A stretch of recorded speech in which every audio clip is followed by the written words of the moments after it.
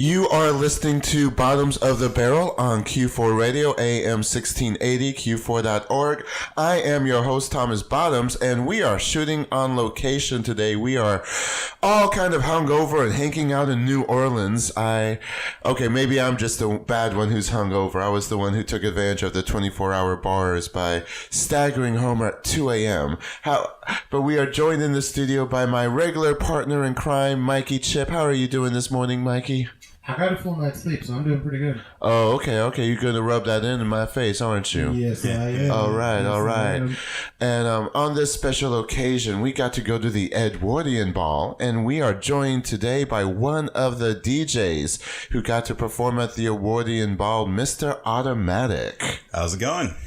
It's going good for me. How are you doing today, Mr. Automatic? I'm doing much better this morning than yesterday morning. Yeah, well, you did have that absinthe and Malort mixture, which... deadly. That was just, yeah. Yeah, you just smelled like black licorice. I have to admit that. And what was the absinthe and Malort drink about? How did that make you feel? It made me feel like I got hit in the head with a ton of bricks. But... it was, I don't know. I like absinthe. I don't necessarily like Malort, but evidently the person the other DJ in my stage brought Malort with him, and for a little bit it was all we had to drink. And I was kind of thinking, well, it's free. I'm from Chicago. I can drink Malort. No, I can't handle Malort all night. It's bad. It's a shot. You do a shot of it, and then you're good to go. You don't nurse it all night. It's a bad idea. No, it's... Should we explain Malort? Do people know what Malort is? Yes, please explain Malort to people. Yeah, because a lot of our listeners are not from Chicago. So Malort is a local Chicago... is it a liqueur or liquor? It's a liqueur. It's technically the German term, Liquor. But it's made from grapefruit, which, as most of you know, is one of the least tasty of all fruits. So imagine sour, bitter. Yeah. So imagine combining like cleaning alcohol with grapefruit, and you get an idea of what you're looking at. Oh, and don't forget the herbs. Oh, there are herbs. The herbs make it tolerable. But people in Chicago either love it or hate it. It's blown up in the last few years. I remember when nobody knew what it was, and then they started doing some sort of marketing plan where they were marketing it to hipsters, basically, and people caught on and started drinking it. So, do you view yourself as a hipster and one of the people they marketed to? I don't think anybody ever views themselves as a hipster. I also think that term is kind of played out. I think it's played out a little bit. I don't even know what it means anymore. Yeah, and it's usually used as a derogatory thing, and you can't really control who defines who as being a hipster. So, I don't know. I don't know either. I've lost touch with the youth. Unlike very, very other clergies, they have also lost touch with the youth, I think. But now, Mr. Automatic, how did you become a DJ? What is your history? I started DJing in Chicago. Well, I used to play parties in college with really bad turntables we found at the Salvation Army. And then I started buying better ones eventually. And I worked in radio, so, I'd be on the radio playing all sorts of electronic stuff. I went to school in the UP, the Upper Peninsula of Michigan, so we used to play like... Upper. Yep. And we used to... I would do things like I would bring go to New York and bring back Electro Clash records and Electro records from bands like Fisher Spooner and Miss Kitten and the Hacker back there and play it, where it was mostly received as being Nintendo music. But that kind of led me to Chicago, where I met an electro DJ, Joe Vortek. We became really good friends over listening to Gary Newman records and just talking about philosophy late at night through a friend of mine, Adam Black, who I eventually would start throwing DJ nights with as well, who I worked at with a job where we sold paintings door to door. When I first got paintings door to door. Yeah, so like those frame paintings of Starry Night by Van Gogh or Picasso paintings, things like that would be prefab. Then we'd go to businesses and either sell paintings or get kicked out by security, and that was pretty much my job for a good month or two. I did something similar for 7, except I was selling coupons. Yeah, it's pretty brutal. It's pretty brutal, especially when you're trying to pay rent in Chicago. And half your money that you're making then goes back to the company that eventually, folds for It whatever just reason. sounds rough. It just, I don't think talking to people door to door is good. No. I don't. I try to be nice, but it's like, don't knock on my door. Leave me alone. Like, You know, in retrospect, I look at like the people who dealt with me. And I'm like, some of those people were really patient because we were taught to be extremely rude in that business, which did not settle well with me. It was not a good fit for me. Try to be a pretty nice person. you're not a rude person. You don't think you're? I can be rude. Why I you can gotta definitely be be so rude. rude? I can definitely be rude, but I mean, I try not to be. Because other people are human too.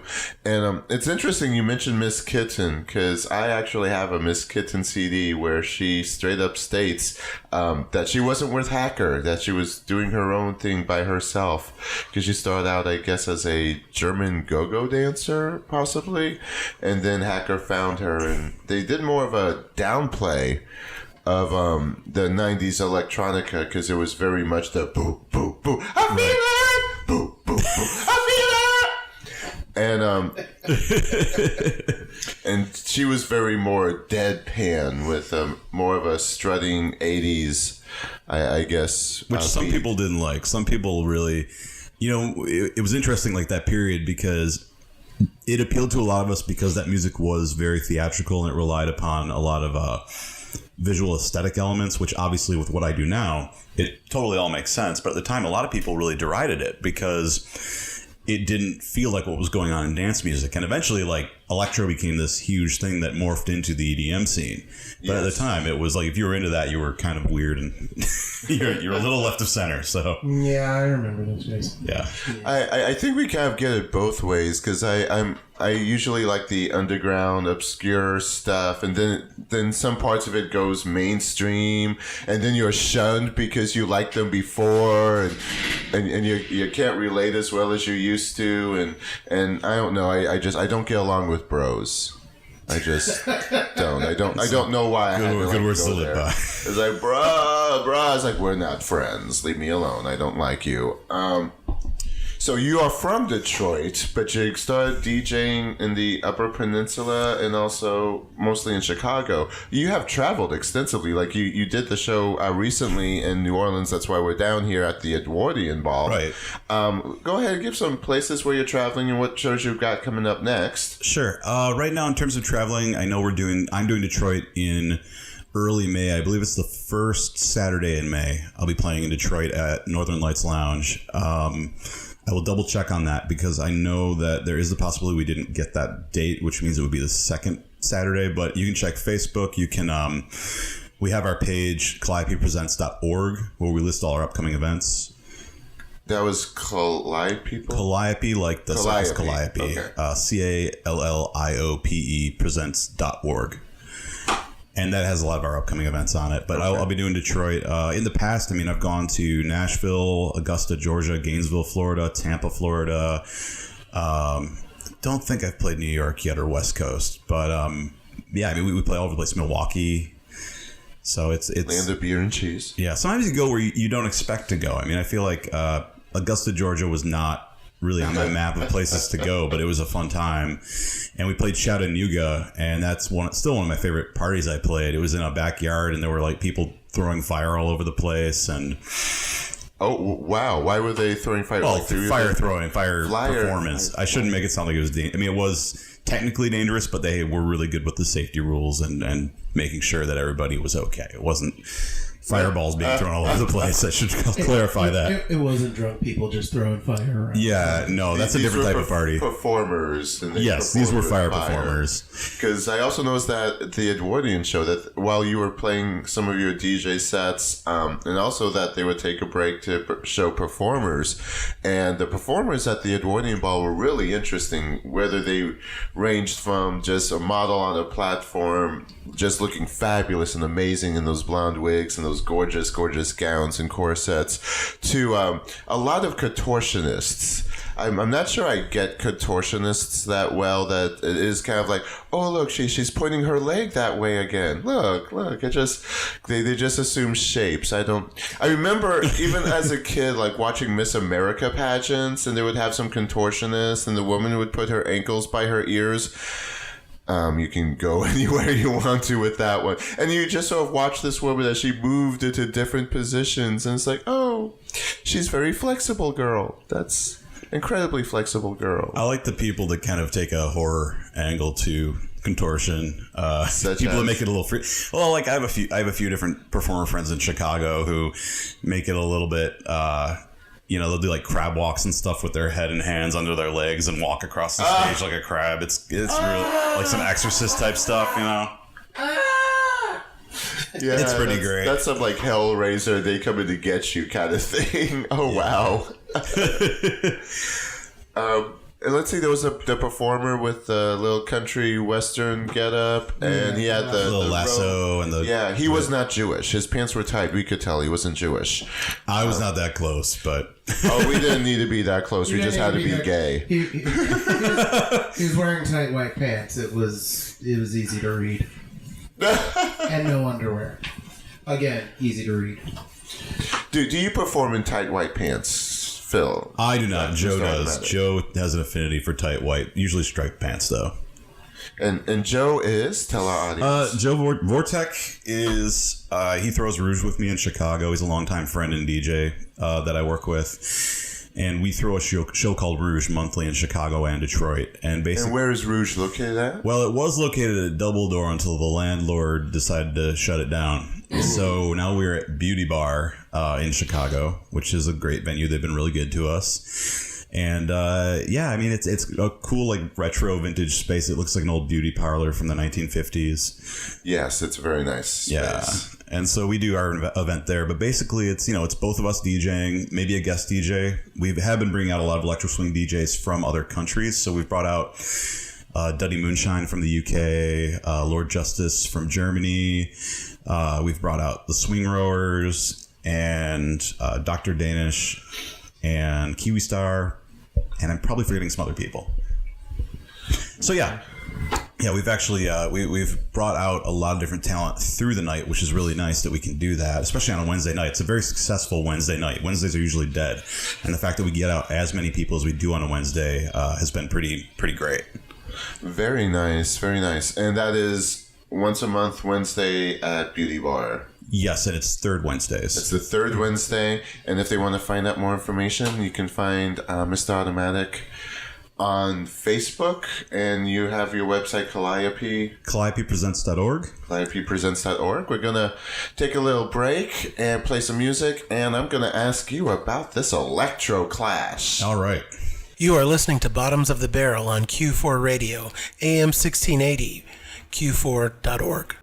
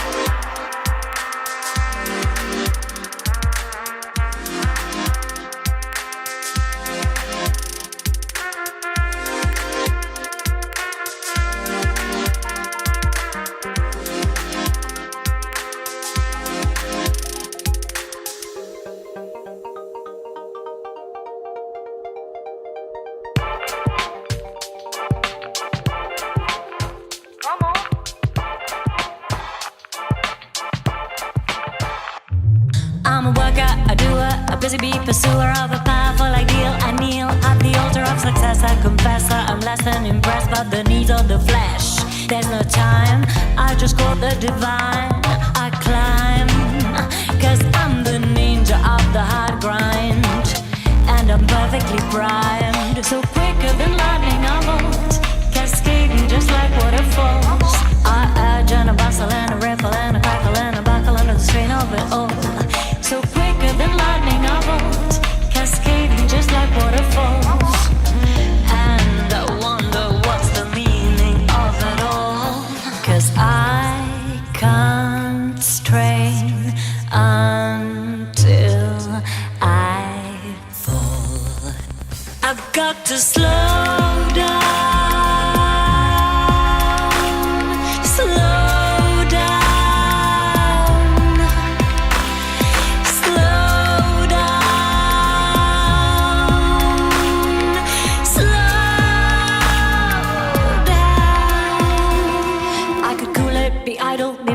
Reclining to a holiday from life, take vibes. Now the roses be a wipe in my back, but I doubt I would like losing hold of my mind. I'd get bored, I would want an encore or four. Cause I don't like to slack off indoors, and I won't be ignored. So quicker than lightning I won't, cascading just like waterfalls. I urge and a bustle and a ripple and a crackle and a buckle under the strain of it all. So quicker than lightning I won't, cascading just like waterfalls. And I'm smiling through the struggle of it all. Cause I am having such a ball. Don't want to slow down.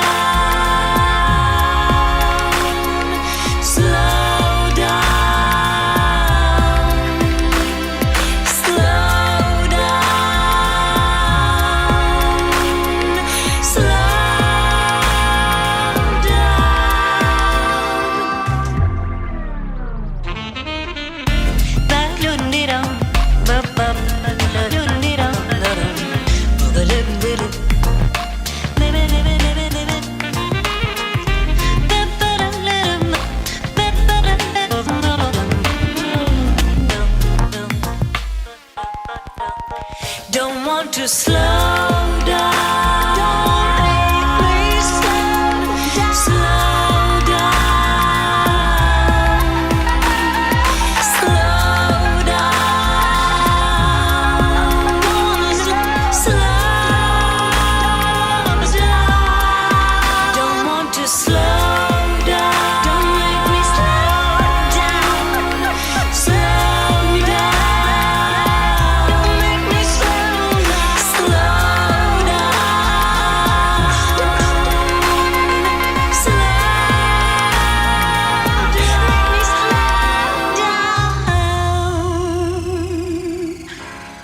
May I have your attention?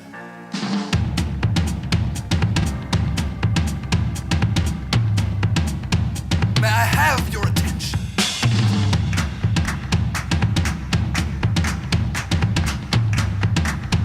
May I have your attention? Brothers and sisters! May I have your attention? Brothers and sisters!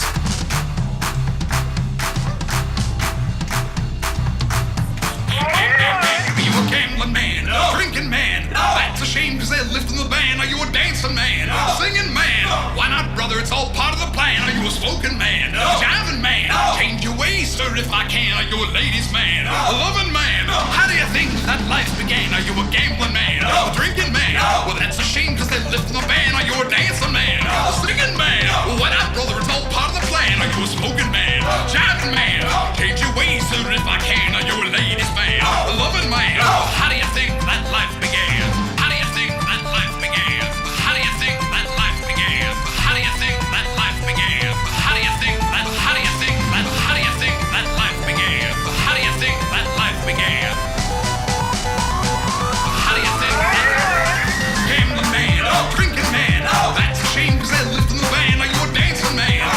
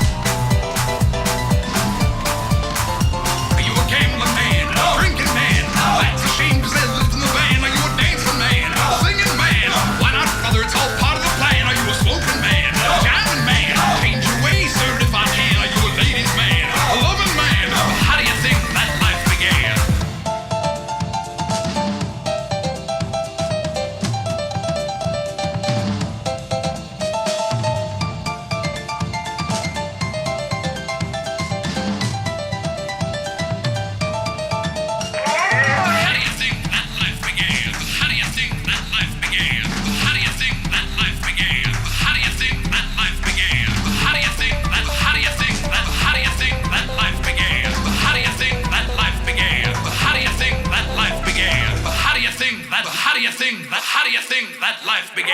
Gambling man, drinking man, that's a shame 'cause they're lifting the van. Are you a dancing man, singing man? Why not, brother? It's all part of the plan. Are you a smoking man, jamming man? Change your ways, sir, if I can. Are you a ladies man, a loving man? How do you think that life began?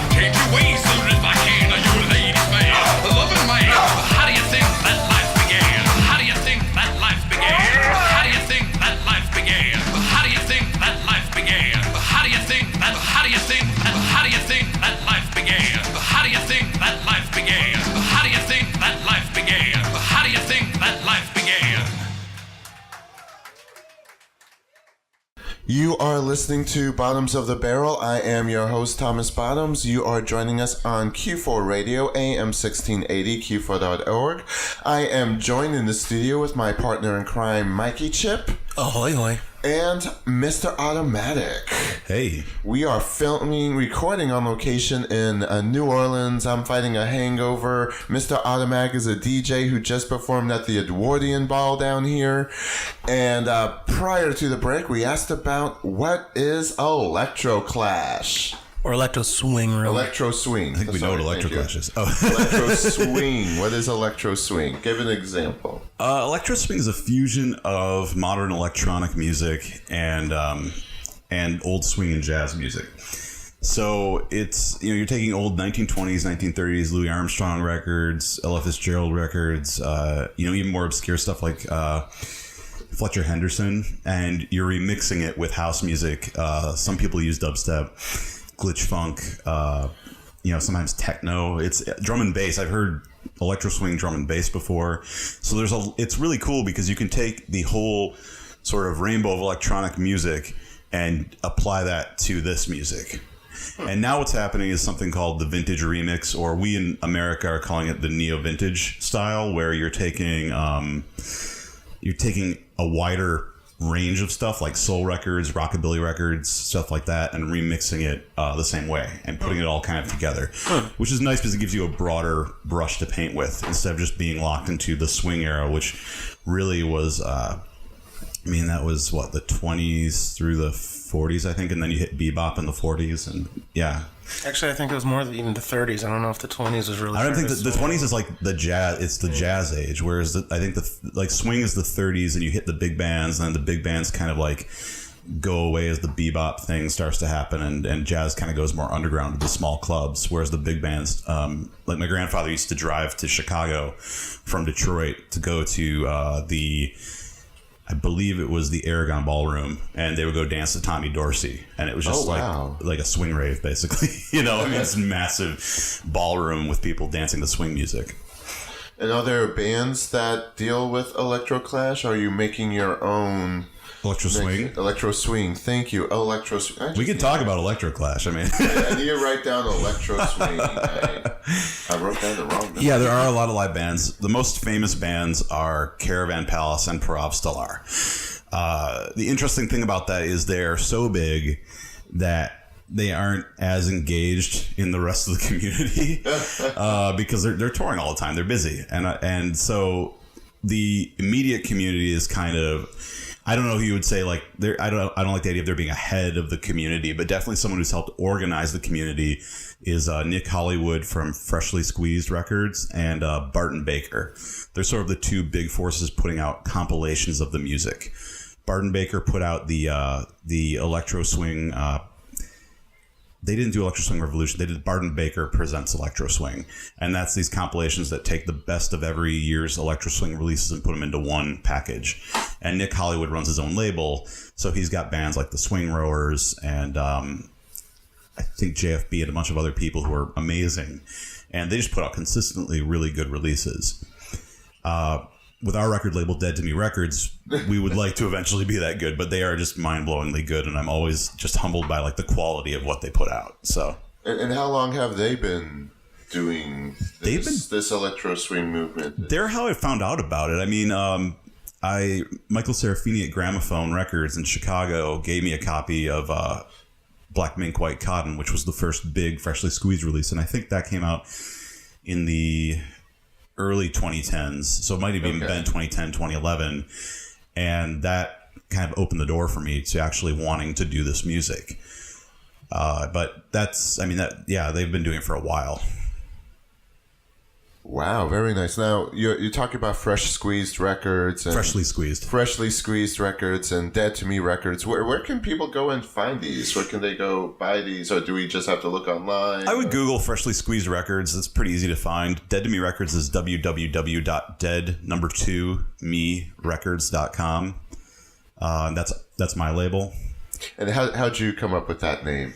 That was actually something Joe used to say all the time. And Joe being Joe, he's like, hey, I've got a great idea. Why don't you use my thing I say all the time as a record label?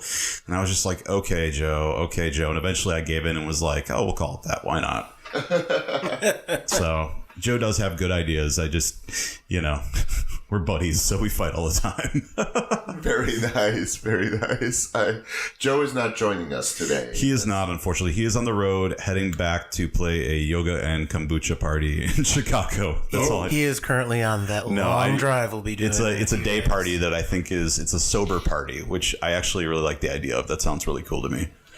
After drinking the past couple days in New Orleans, I too am craving a sober party. I do see the possible necessity of trying to sober up a little bit. I'm not good at it, but I'm trying. Now, you had to come here from Chicago, and you drove straight through. Is that correct? Yes. Now, what is this road trips and the glamorous life of being a DJ that we may not see behind the curtain? It's a lot of sweating in a car and eating fast food. I don't know. I love the road trips, especially if it's through interesting places to drive through. I did feel like Arkansas is one of the flattest places. It was flatter than Iowa. I was really surprised by that. Because I've never driven along the Mississippi like that, but we drove through some really beautiful places too. Memphis was really beautiful. Parts of Mississippi were great. It was a trip to finally drive through the bayou and over Lake Pontchartrain and see all the little houses out in the swamp. That was that was really, really cool. So I like the fact that I could see America, and you get to meet people in parts of America like southern Georgia that you would never otherwise like meet or talk to. America. When we drove down here, Mikey, Chip, and myself, we didn't do the full 14-hour drive like you did, because we're not bold like that. We spent the night in Memphis, but I think we were at some rest area somewhere in Missouri, and they had a lot of pro-gun t-shirts, like and the booty keep calm and carry a gun. I'm a woman who supports the Second Amendment. I fire with both hands, and I instantly felt like I am not amongst my own. I'll say this about like my experiences driving through both the South and being in Chicago. I have experienced very culturally different areas within cities and rural areas in the South, as well as city and rural areas in the North. I mean, you drive like 30 minutes north of Chicago, you stop at a truck stop and they've got like, Calvin peeing on Obama stickers, stuff like that. It's just, I feel like you find that kind of attitude anywhere in the U.S. once you get out of a major city or like area that's, a little more isolated. You find some of that stuff. But I also think in those areas, not everyone is that way too. I think there's a stereotype that like you go into this area and everybody's going to be like toting around automatic weapons and wearing "Make America Great Again" hats. And I think that's not always true. The numbers are slanted that way though. Though I will have to say, driving through the South, the food's really good. Yes, the food Even the is fast very food. good. If you go to the local fast food place. What was the name of the... Crystal. We went to Crystal, which is actually a fast food slider place in Mississippi. And their sliders were actually the size of sliders. I recently had an Arby's slider on a trip, and that was like a mini hamburger. That thing was huge, but these sliders were... And they didn't give me heartburn. No. I did get heartburn from eating Arby's fries. That was a mistake. Were they regular or curly fries? Curly fries. Those curly fries are worth the sacrifice. They're delicious. A little horsey sauce. Oh, yes. I had to explain horsey sauce to my girlfriend on this trip, which she realized was horseradish sauce once I explained what it was. But when you say horsey, you're like, what does that mean? I mean, that's... As someone from the city, I just sort of look at you like horsey. I would not have drawn the correlation. No. I don't know. No. I don't know. I did have on the way down here, someone commented I needed to get my teeth fixed if I want to become famous. They commented that my gap is too big, and I don't... I believe they were still talking about my teeth. I'm not really sure about Yeah, but doesn't that one. David Cross have like a gap in his teeth or something? I mean, there's like famous people with teeth gaps who are doing just fine. Madonna. So. Oh yeah, Madonna, Lauren Hutton. Not as many men. Oh wait. Mike Tyson. Yeah, Mike Tyson. Mike Tyson. Oh, there you go. You can be famous like Mike Tyson. Yes, Mike Have Tyson's your own cartoon easy to show. beat. There we go. So we're going to take a break and play some music right now, and we'll be right back.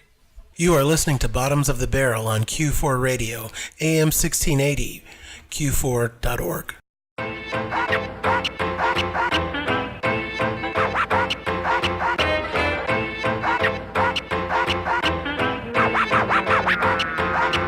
I'm the greatest thing you'll ever have. The greatest thing you'll ever have. The greatest thing you'll ever have. I am so damn hot. Skiddly dooply up to dap to dap to da. But it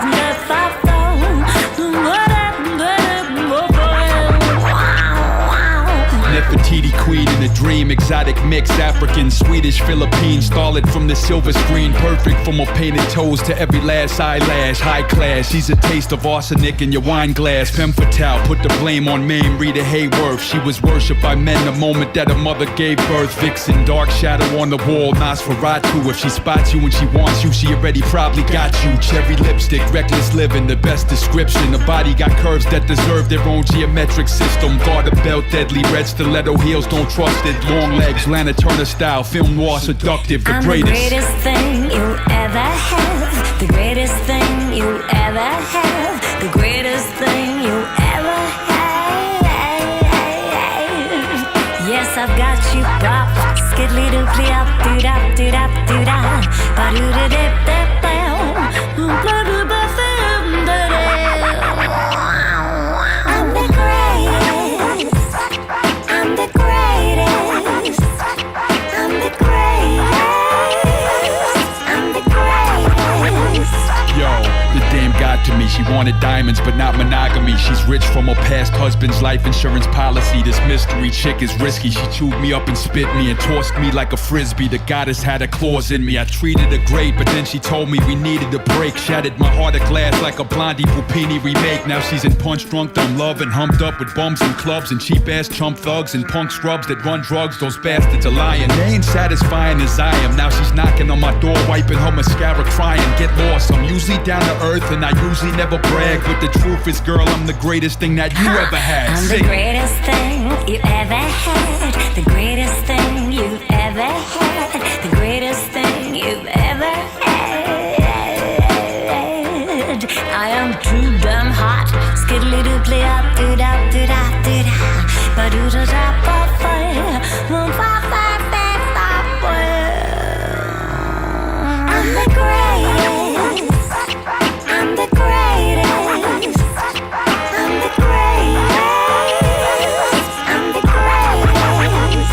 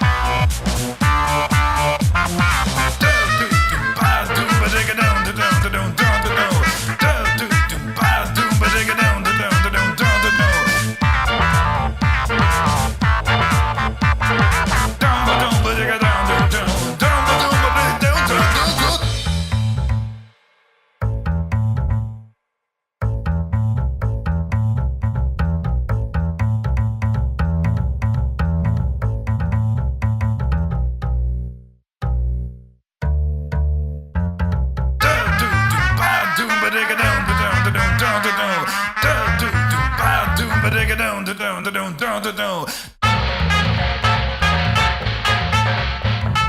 Down ba down ba digga down da down down ba down ba digga down down down down.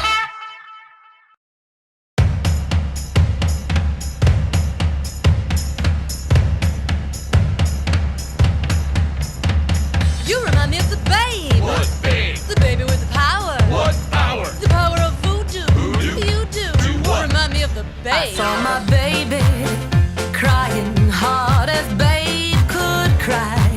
What could I do? My baby's love had gone and left my baby blue. Nobody knew what kind of magic spell to use. Slime and snails or puppy dog tails, thunder or lightning. Then baby said, dance magic, dance magic, dance magic, dance magic, dance. Put that magic spell on me. Jump the magic, jump the magic, jump the magic, jump the magic, jump. Put that magic jump on me. Slap that baby, make it free.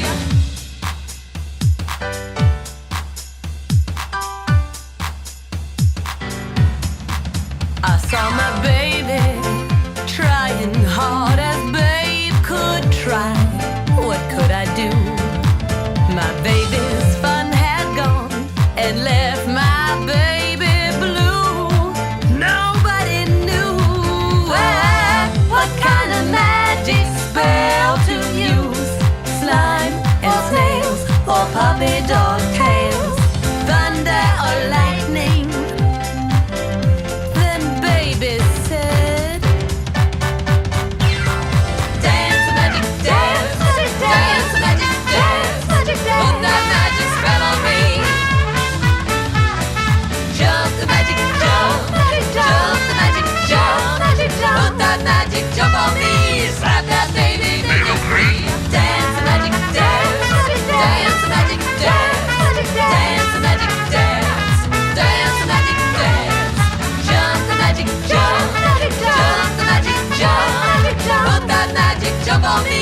Slap that baby, make it free.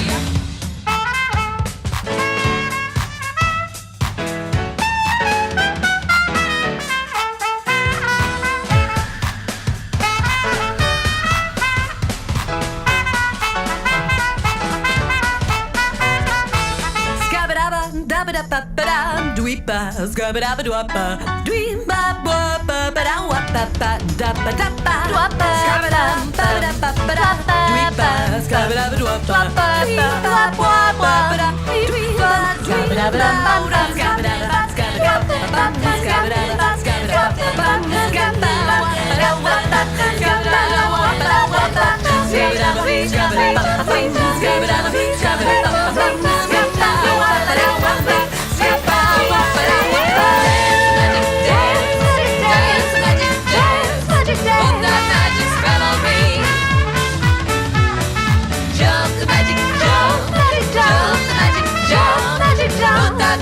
jump on me, slap that baby, make it free. Dance magic, dance, dance magic, dance, dance magic, dance, dance magic, dance. Jump the magic, jump, jump the magic, jump, jump. Put that magic jump on me, slap that baby, make it free.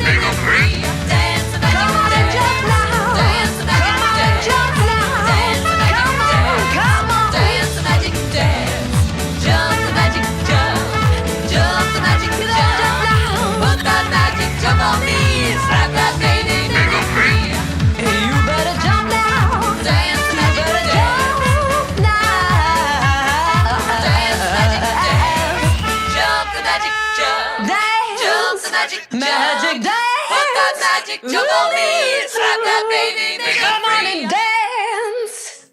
You are listening to Bottoms of the Barrel on Q4 Radio, AM 1680, Q4.org.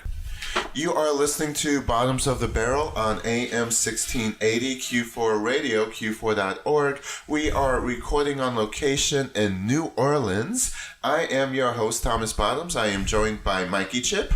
Woo! And Mr. Automatic. Hi.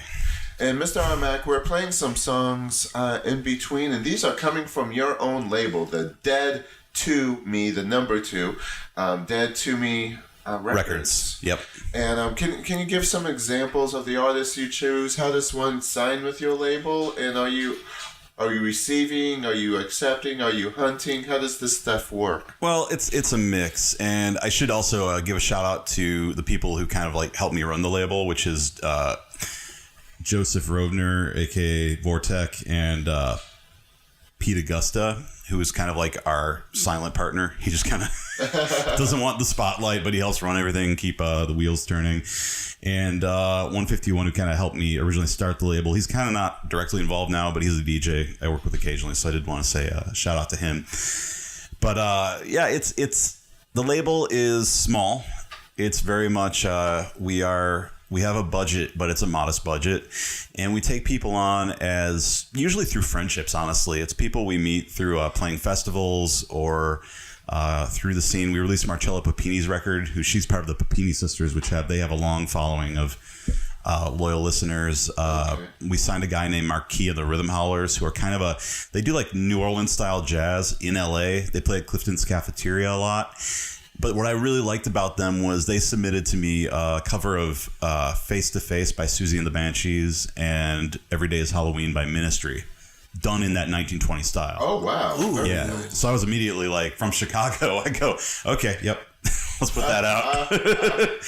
And yeah, but it's interesting because they're not really electro swing. They're more like traditional jazz, doing something different. And so for me, I think it is like finding bands that are doing swinger jazz, usually with electronics, but it can also be stuff that is like pushing the envelope of what you can do with jazz or swing with an alternative bent. So if anybody wants to send us stuff and they think it would fit, that would be great, because most of what I receive are submissions for dubstep and big room EDM, and I'm just like, did you even look at the website? I mean, come on. I'm not part of the label, but I can just say no. No, you're giving some shade to some dubstep and groove EDM, and what is that? Describe what dubstep, groove, and EDM. Okay, is. I need to clarify because there's why you throw some shade. I like EDM and dubstep. It's more of the throwing shade at the fact that there are a lot of people who submit their stuff to record labels or to blogs for that matter, because I also run the After Retro blog, www.afterretro.com, and it's like they don't even look at your content. And if you're going to submit stuff to a blog or a label, like look at the content, see if it fits like what you do, you know? We're not signing big room EDM or dubstep because lots of other people are. There's lots of great artists in those genres. We don't touch it because there's enough people doing it, you know? And we would be overshadowed by places like Ultra or bigger labels that are putting out a ton of stuff. So now, EDM has kind of taken over the mainstream of pop music, and I, as a fan of pop music, and thus I love music in this show, I struggle to connect with EDM and some electronic music because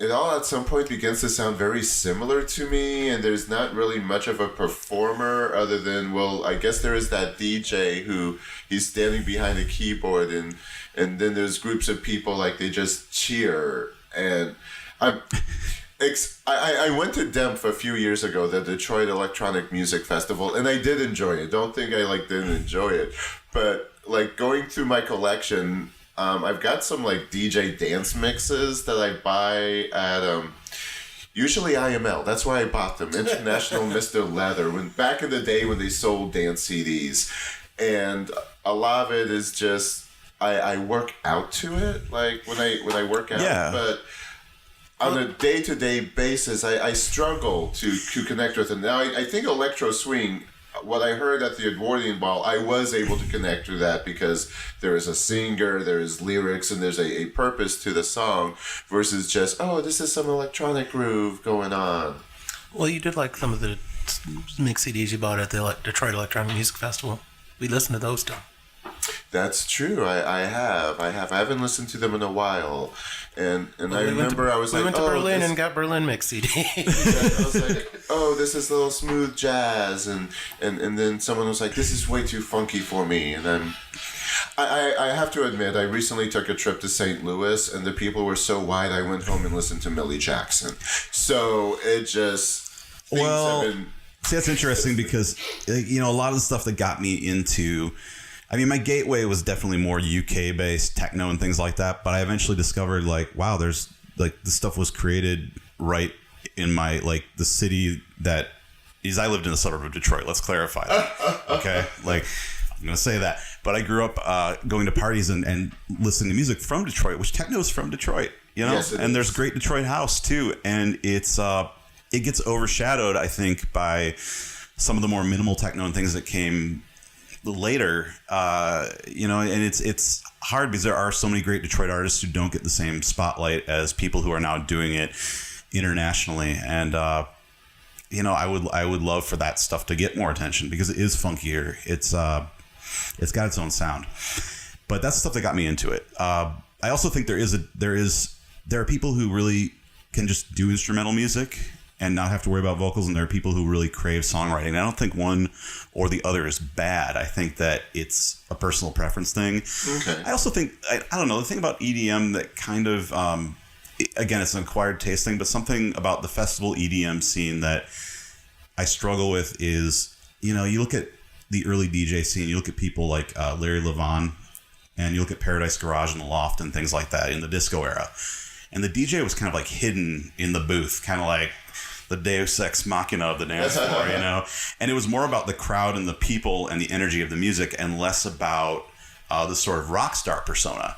And what's happening right now is we've become like, we're in the arena rock era of electronic music where suddenly the DJ is the rock star. And I see that probably imploding on itself or even the beginnings of that now and it going underground again, much like the big bands were doing the arena size swing parties. I mean, that turned into bebop. And that really helped keep jazz alive. So I think that that's kind of the growing pains we're going through right now. And I don't hate it. I don't throw shade at it. I just think it's different and it's evolving and changing. And thank God, like, more people are into electronic music and get it. Because when I was a kid, you were the weirdo if you were into that stuff. You were weird. Because I was young in Detroit who was liking electronic music. Not knowing any of it was actually local, but, I was a weirdo, but I don't think I was heavily into electronic music. I was more into my soul and R&B and early rap and hip hop, which when you're the only white guy into that and your parents had moved you into a white neighborhood, it was really awkward. They were thin-lipped and had no ass and had no clue what to make of me. So I just... That's just the hatred I have. Well, and also the town over from Columbine. Oh, yeah. The town they forgot to bomb. Now, I don't know if we'll work Morrissey into this. We're just going to keep going. Every day's like Sunday. As I talk about R&B, and then we mentioned Morrissey, it's like, okay, he's not R&B. I'm sorry, people. You'll learn this on your own. I'm still hungover. Now, we've had guest DJs on the past, and I've had acquaintances say that they're DJs and they do perform in professional environments. The example I'm going to use is this person performed at a gay club called Big Chicks, which predominantly deals in top 40 kind of dance mixes, and he throws songs together. And he also performed at Steamworks, which is a sex club, and they were told that the DJ mixes, you couldn't have any female vocals at all. They didn't really want any vocals, and they wanted more of a kind of a sleazy vibe. And oddly enough, he played a mix at both places for the same purpose, and it's like one doesn't work well with the other. And then a lot of DJs, they just work off their laptop. One of the DJs I dealt with, like, he straight up bought other people's mixes and played that. Ooh. Now, I mentioned this because I want to know a little bit more of your craft, and if you buy in other people's mixes, I'm just straight up going to give you side eye because I just said I had like 20 mix CDs. I mean, if I just need to go someplace and play that, say I'm a DJ. Skylar Spence even said he slowed some music down and called himself an artist, and that's how he viewed being DJ. What is the process, and what is the difference between someone like you who's touring, and other than touring and making money and putting in effort, versus someone who just brings their laptop and it's like, oh, I have YouTube, and do they use YouTube or iTunes? Wasn't it an iPad? Some people use Spotify too, which I don't get. Wait, sorry. To DJ? Yeah. Oh. I mean, I don't know. Not where I play. Okay. So tell us how you put your stuff together, and maybe provide some side eye to, like I say, my Diana Ross side eye was like, you just kind of look at them like, that's the best you did, huh? Well, I'll say this. I mean, DJing, we like to get on our high horse about it, but you're just playing other people's music at the end of the day. Unless you're like Qbert or somebody extraordinary at turntablism. I mean, we are playing other people's music. That being said, there is some learning process there. Back in the day, a lot of the learning process started with carrying the other DJ's records for a few months. I remember carrying Joe's records to like Berlin, and then I'd be at Berlin till 3 or 4 a.m. and then I'd go to sell paintings at 7 or 8 in the morning. Yeah, or was it credit cards then? I can't even remember. And you'd start buying your vinyl and stuff, but also like when you start, you don't know how to buy records, so you'd be buying a $14 vinyl record, and then you realize like, oh, these don't mix together. I'm just picking random stuff I like and putting it together. And then the laptops came along, and at first I was really hostile to it. And then eventually I realized, like, wait, I can have my entire collection on here, and I can do really crazy stuff if I want to throw in some like 60s like go-go music over a techno beat, and then into some like soul records and back into house. I can do that, and that's really cool. And you start to realize like the technology is just, it's a way to do it. That being said, I feel like there has to be, unless you're doing like PA stuff where you're doing a wedding, you're just playing tracks together. If you're a club DJ, there should be some investment into your craft, be it really hunting down and finding interesting different music, or learning on CDJs, learning on vinyl with Serato, Tractor, whatever. But like realize there is investment there. I had to buy my own needles before I could even like go to a club and DJ, which was like a $250 investment. Oh wow! Needles are expensive, like to get the whole cartridge and everything, good ones. So yeah, I mean it takes investment, like any career.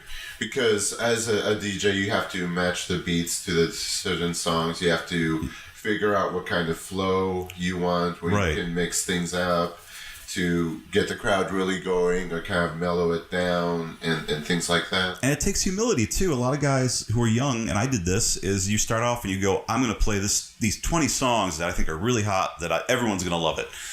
And you show up and people are not feeling it.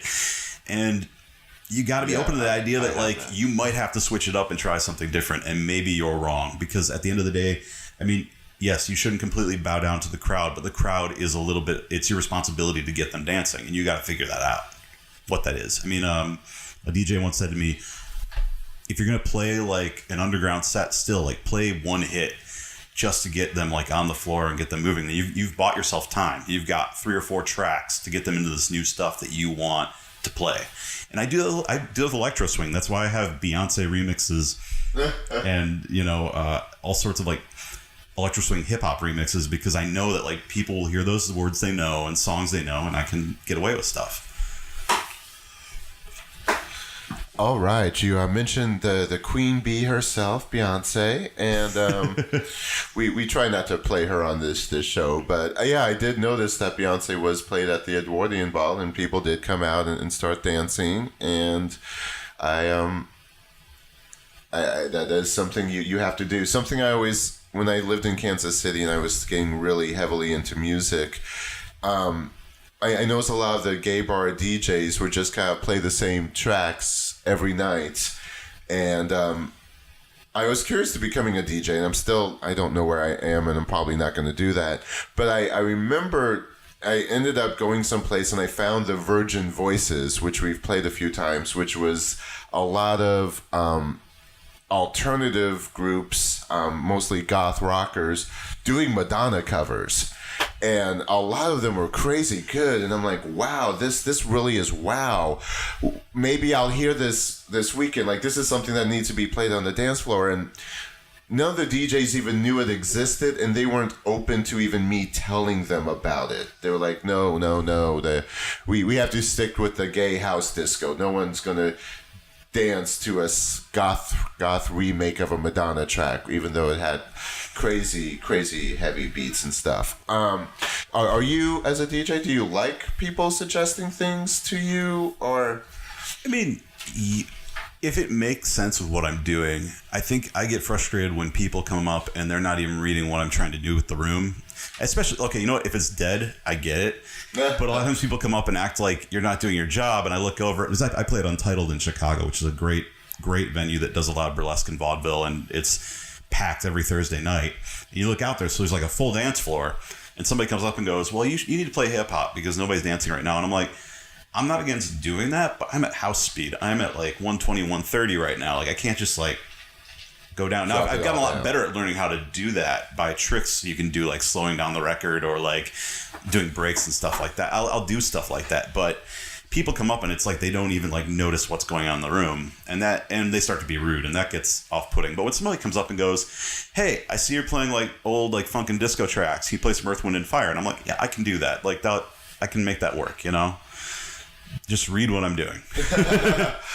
We all need Earth, Wind and Fire. We're gonna take another musical break. You are listening to Bottoms of the Barrel on Q4 Radio, AM 1680, q4.org.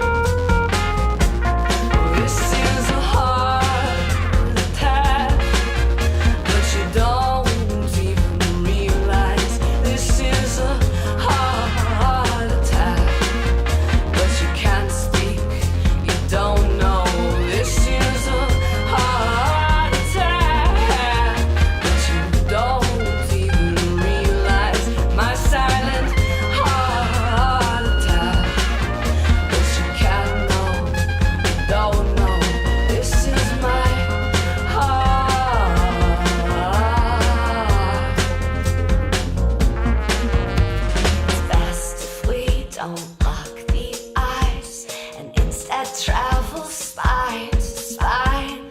And in a race to walk on ice, but I can balance longer.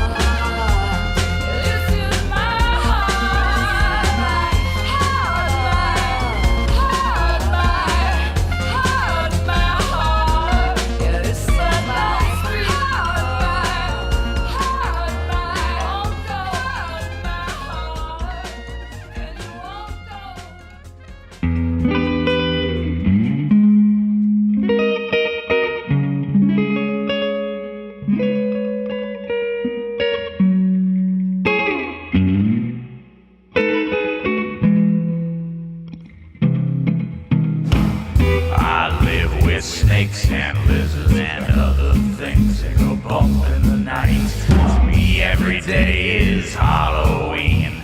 I've given up hiding and started to fight. I've started to fight.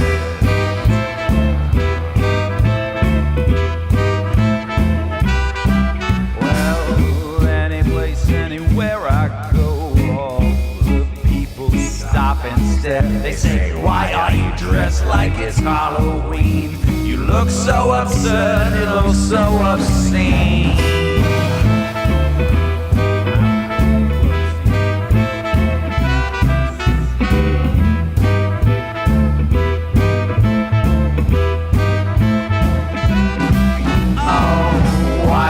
I live life for me. Why should I take the booze that's?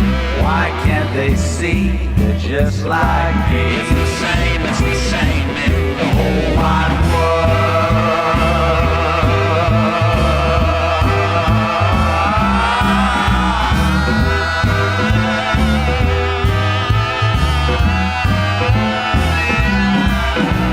Well, I let their teeny minds think they're dealing with someone over the brink. I dress this way just to keep them at bay, 'cause Halloween is every day.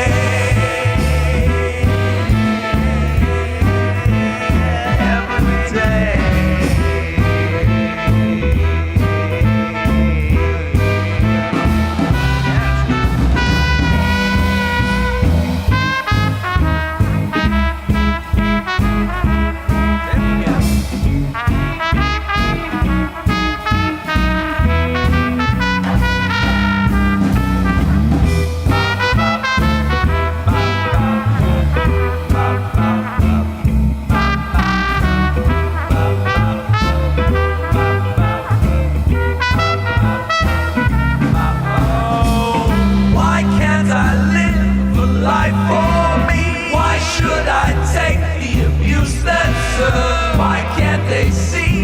Just like me, it's the same in the whole wide world. Why can't I live life for me? Why should I be abused, that's sure. Why can't they see they're just like me? I'm not the one, it's so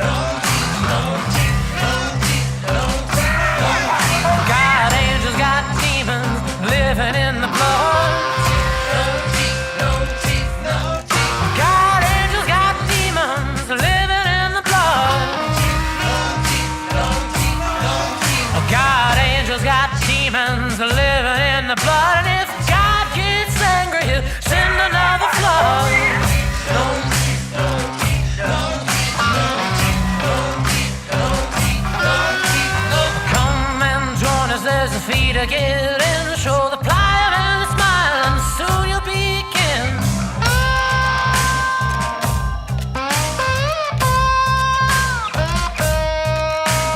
Come and join us, there's a fee to get in, show the plier and your smile.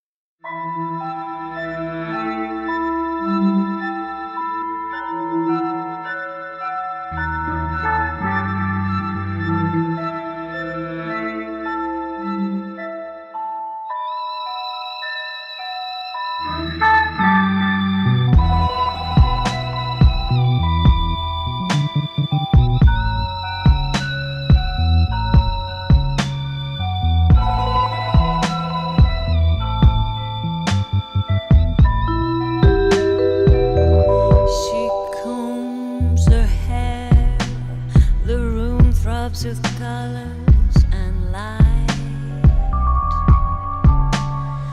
lavish with stories, dance with the sand of glory. Her smile flares and life rushes in at the sight. All's within reach and all is right.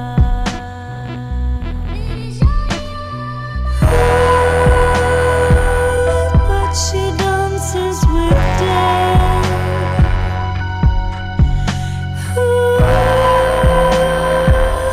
But she takes it too far.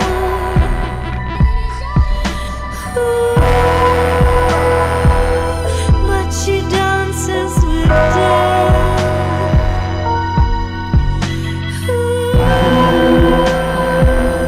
But she's always so high, so high, so high, so high, so high, so high, so high.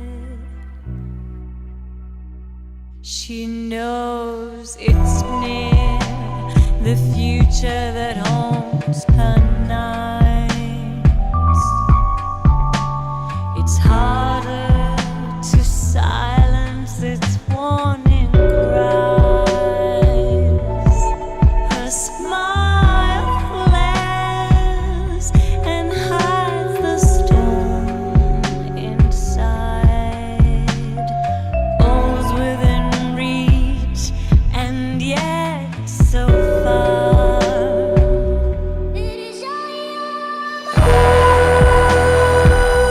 But she dances with death.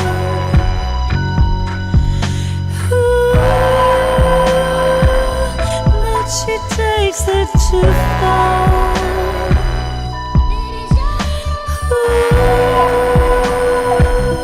But she dances with death.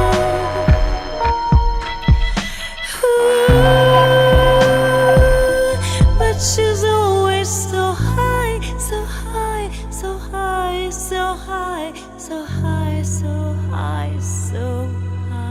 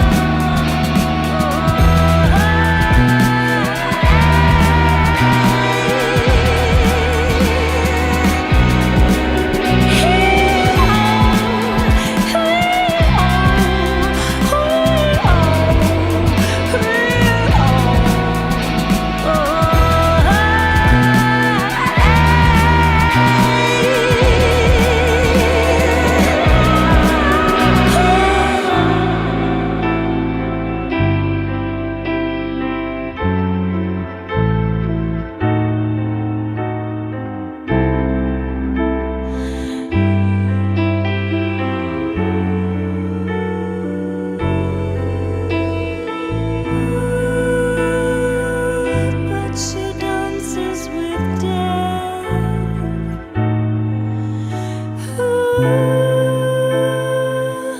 But she takes it too far.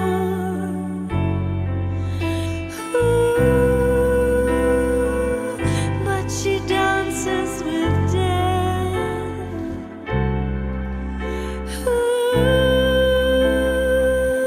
But she's always so high, so high, so high, so high, so high, so high, so high.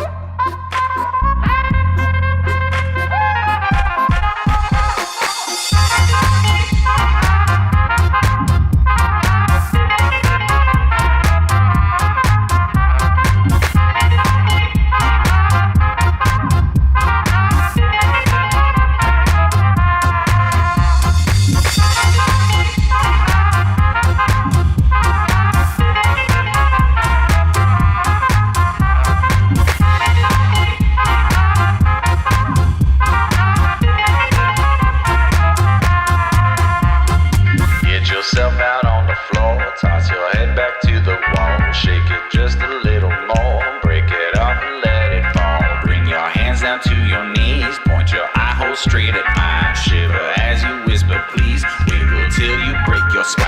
Rock and roll if you need. Curves like that are built for speed. Call me out to all your friends. Wiggle till the very end. Take your time if you wanna lose control. Now you're gonna wiggle for the rest of your life. Wiggle. Wiggle.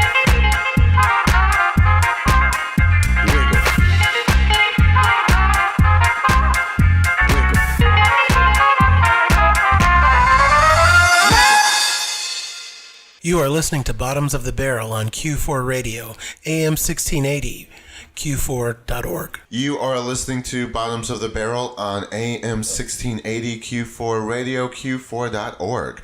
I am your host, Thomas Bottoms. We are recording on location in New Orleans, home of thieves, vagabonds, and whores, New Orleans. And I am joined with Mikey Chip and our guest DJ, Mr. Automatic. Thank you. And some of the music you've been hearing is from his label, Dead to Me Records. Yeah. And you, where can we find you, Mr. Automatic? I am on Facebook, Twitter, and Instagram. I believe all of them are /DJ Mr Automatic. If not, try Mr. Automatic, but I know Facebook and Twitter are definitely DJ Mr. Automatic. And do you have any upcoming shows that our fans can maybe check you out at? I do. Well, every third Wednesday at Beauty Bar in Chicago is Rouge Chicago. That's an ongoing party. Rouge Detroit is generally the first Saturday, but check with Northern Lights Lounge's calendar because I know there's 1 week coming up that it was blocked out, so we can't do that. But usually it's the first Saturday at Northern Lights Lounge in Detroit, downtown Detroit.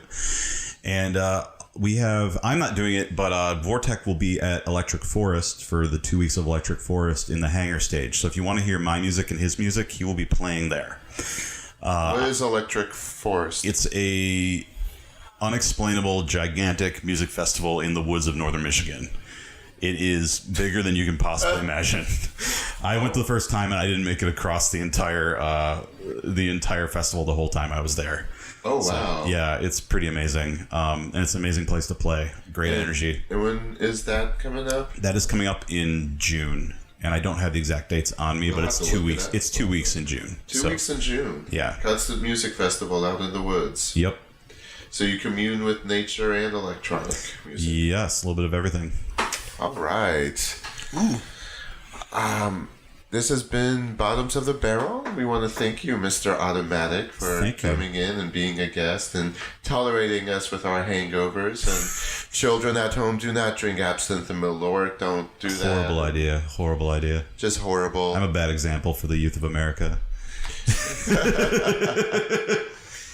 Stick to one type of alcohol, please.